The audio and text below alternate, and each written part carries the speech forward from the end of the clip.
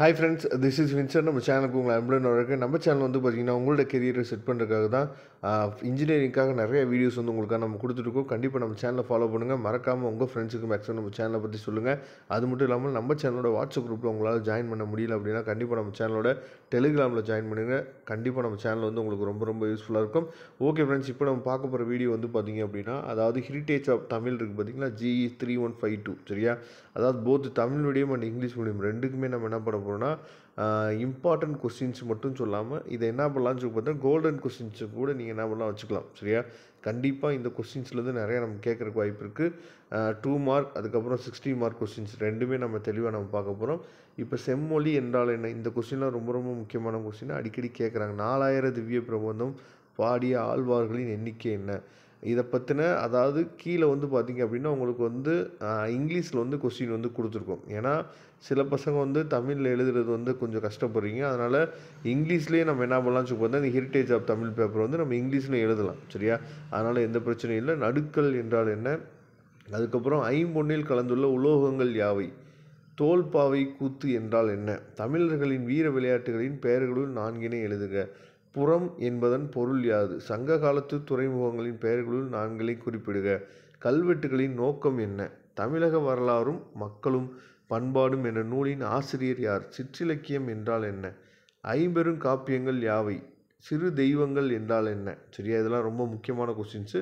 பழந்தமிழர்கள் பயன்படுத்திய இசைக்கருவிகளின் பெயர்கள் 4 எழுதுக, தமிழர்களின் வீர விளையாட்டுகளுள் 2 குறிப்பிடுக, ஒயிலாட்டம் என்பதன் பொருள் யாது, அதுக்கப்புறம் வந்து பார்த்திங்கன்னா அகம் விளக்குக, சங்ககால நகரங்களின் பெயர்களுள் 4 குறிப்பிடுக, இந்திய விடுதலை போரில் பங்கேற்ற தமிழக பெண்களின் 4 பெயரை குறிப்பிடுகன்னு சொல்லி கொடுத்துருக்காங்க. அதுக்கப்புறம் வந்து பார்த்திங்கன்னா வேறுபடுத்துக, அதாவது பண்பாடுக்கும் நாகரிகத்துக்கும் சரியா, கல்ச்சருக்கும் சிவிலைசேஷனுக்கும் இருக்கக்கூடிய டிஃப்ரெண்ட் கேட்டிருக்காங்க, அதை தெளிவாக பார்த்துங்க.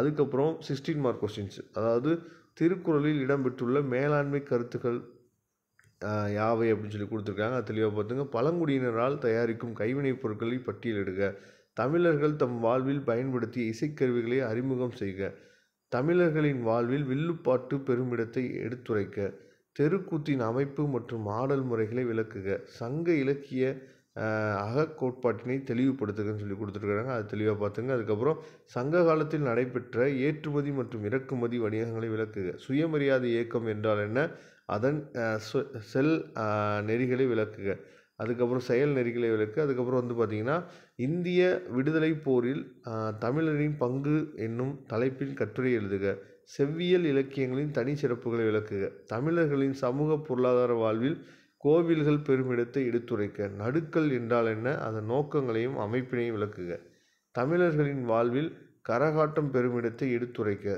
தமிழர்கள் உருவாக்கிய விளையாட்டுகளின் நோக்கங்களை தெளிவுபடுத்துக, கடல் கடந்த நாடுகளின் சோழர்கள் அடைந்த வெற்றிகளை விளக்குக, தமிழாக்கங்களின் திணை கோட்பாடுகள் குறித்து எழுதுக, இந்திய மருத்துவத்தில் சித்த மருத்துவத்தின் பங்கு எத்தகையது விளக்குக, இந்தியாவின் பிற பகுதிகளில் தமிழ் பண்பாட்டின் தாக்கம் என்னும் தலைப்பின் கட்டுரை வரைகன்னு சொல்லி கொடுத்துருக்காங்க சரியா. இந்த மாதிரி கொஸ்டின்ஸ்லாம் தெளிவாக நீங்கள் பார்த்துங்க. இதெல்லாம் நமக்கு வந்து கேட்குறதுக்கு வாய்ப்பு இருக்குது. இதோட PDF லிங்க் நான் டிஸ்கிரிப்ஷன் பாக்ஸில் கொடுக்குறேன், எடுத்து நீங்கள் யூஸ் பண்ணிக்கலாம். வரக்கூடிய நாட்களில் இன்னும் நிறையா வீடியோஸ் உங்களுக்காக காத்துட்ருக்கு. தேங்க்யூ ஃப்ரெண்ட்ஸ், நெக்ஸ்ட் வீடியோவில் பார்க்கலாம். அதுவரை முடிந்து விடைபெறுவது உங்கள் நண்பன் வின்சென்ட். தேங்க்யூ.